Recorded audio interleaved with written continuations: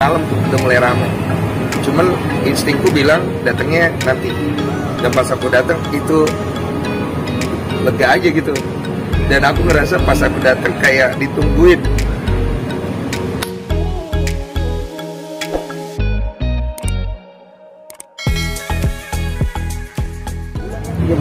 Tanggalnya aku mesti cek lagi sih 3 bulan yang lalu. Itu waktu itu masuk pembahasan itu nggak sengaja apa gimana sih? Nggak sengaja. Iya, jadi waktu itu kalau gue podcast itu kan emang nggak ada skripnya. Dan karena kita mengalir aja.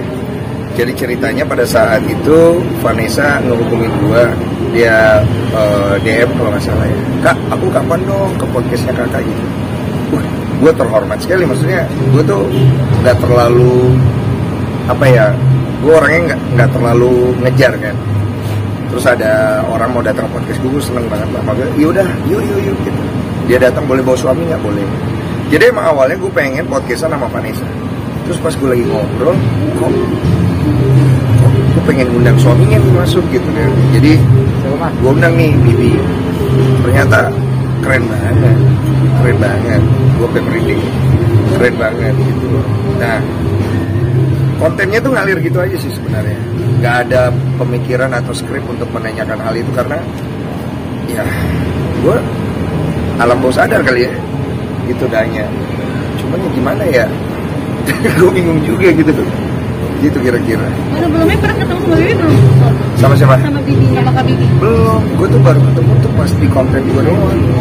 Dan makanya gue tulis kayak gue gak terlalu kenal sama mereka.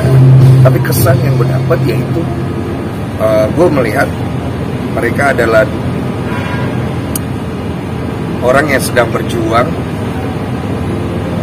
untuk memperbaiki image mereka yang rusak gitu. Gue pernah ada di kayak begitu. Jadi gue bertanya sama Tuhan waktu itu, Tuhan apa yang bisa gue bantu? Tapi gue gak akan sebut ya, maksudnya jawabannya apa gue gak akan sebut. Cuma intinya adalah ya begitu banyak orang menghujat dia kan, sedangkan dia nggak dikasih kesempatan untuk memperbaiki.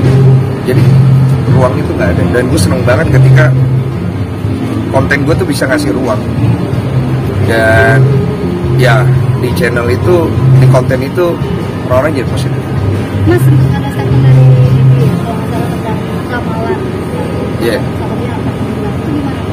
Gue kaget tuh dia ngomong gitu. Tapi sebenarnya waktu pas kita ngobrol, ya kita anggap hanya semacam ya cerita aja kan, kan gini loh.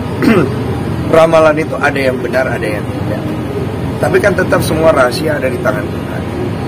Ini kebetulan aja mungkin benar. Tapi kan maksudnya siapa sih yang mau percaya begitu, apalagi itu ramalan yang tidak bagus. Makanya pada saat kita ngobrol tuh waktu itu Vanessa tuh langsung, ini apaan sih itu percaya sama Tuhan itu benar. Cuman ya ini saya menganggapnya kebetulan. Nggak tahu, karena habis itu kita nggak ngobrol.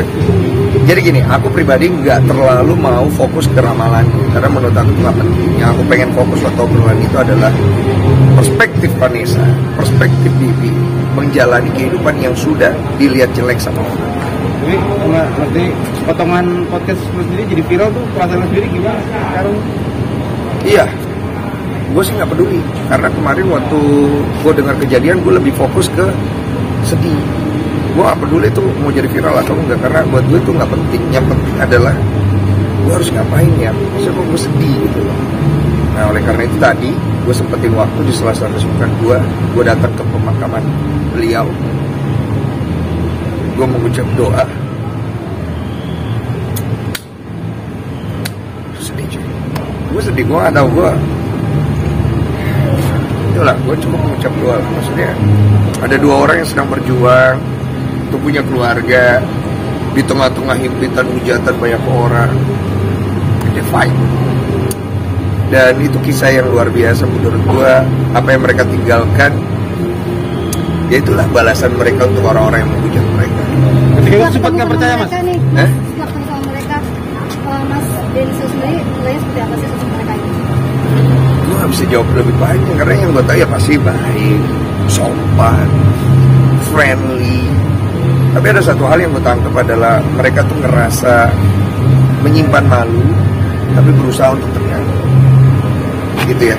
Jadi ngerti kan posisi kayak gitu, karena mereka pengen ngasih lihat bahwa kami mampu melewati semua ini, terutama untuk bibinya sendiri sebagai seorang suami.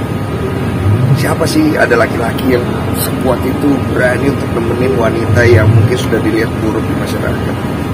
Karena gue ingat selalu kan, ketika ada beberapa cerita di zaman kami, di mana ketika seseorang membantu seorang wanita tunasusila ya, dia bisa masuk surga.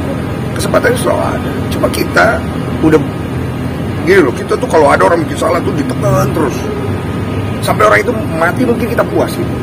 Dan gue sangat menyayangkan mereka tuh belum gitu loh, mereka lagi berbuah nih gitu loh, belum sempat metik buahnya, anaknya masih kecil tapi mereka udah harus pulang gitu.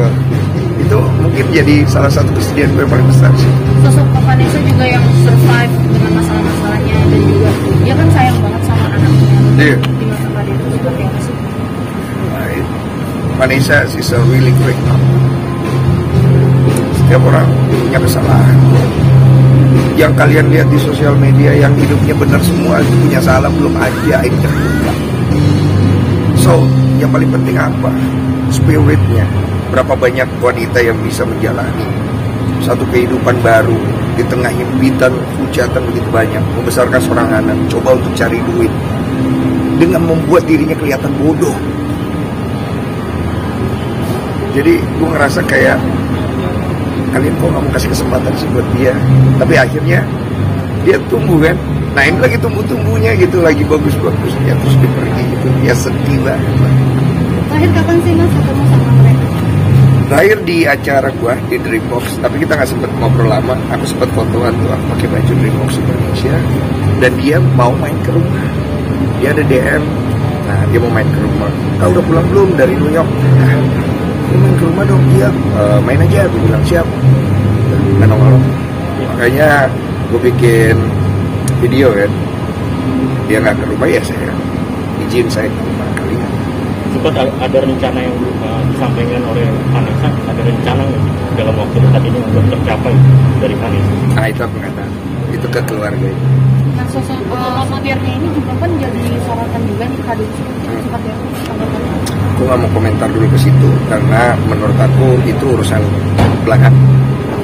Masa benar salah itu pasti nanti ada waktunya. Sekarang menurut aku pengen mendoakan, aku pengen menikmati masa dimana aku bisa ngerasa bahagia lah. Maksudnya satu sisi mereka pergi dengan baik ya berdua ya. Sedihnya ya mereka harus pergi seperti itu sih. Hari ini mulai tadi sempat nemuin keluarga juga. Enggak, jadi aku pas datang itu udah gak ada orang. Aku lihat kayaknya dari malam tuh udah mulai ramai. Cuman instingku bilang datangnya nanti. Dan pas aku datang itu lega aja gitu. Dan aku ngerasa pas aku datang kayak ditungguin. And I pray for them. Gue ngerasa ketika gue pegang tanahnya, mereka pergi. Gue gak tahu itu perasaan.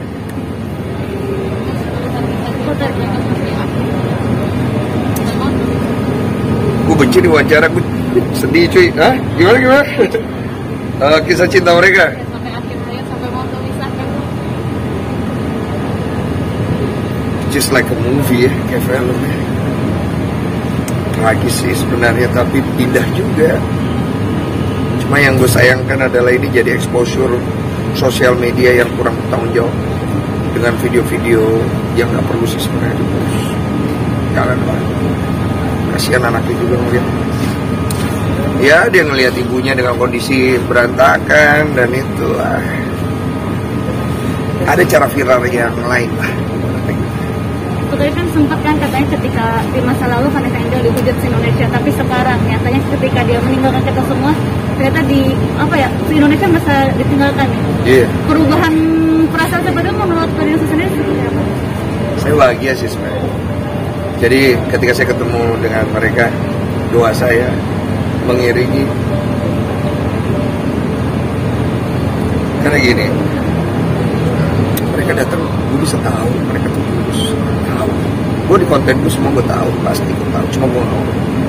Mereka dengan tulus, dengan rendah hati. Mereka pengen ngomong, tapi nggak enak. Kak, tolong bantuin kita nih Kak, supaya orang bisa denger.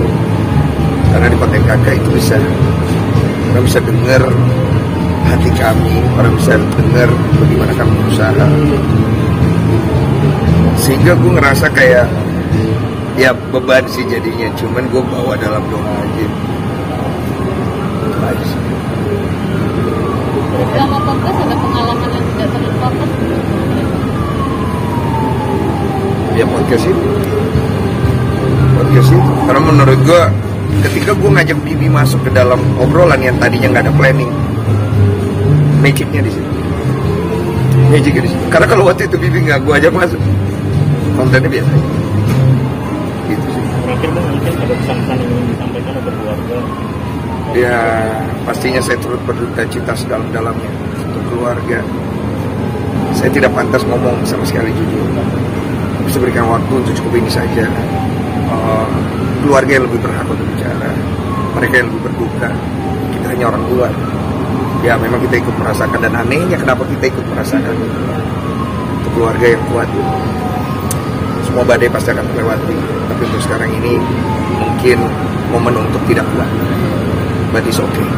Semua akan baik-baik saja. Terutama untuk anaknya Galah, saya percaya dia akan menjadi orang yang kuat. Karena ibu bapaknya yang Kak, terakhir dong tanggapan kakak kan Mas Vanessa ini kan sudah dinikah sama ibunya juga Iya. dari kecil. Nah ini terjadi lagi pada Galah. Iya. Ya itulah jalan hidup orang. Kita nggak ada yang tahu. Pasti biarlah Galah menjadi Galah dengan takdirnya. Dan gue kemarin lihat juga dari YouTube gue tuh, kira penonton lain, AdSense-nya akan gue berikan.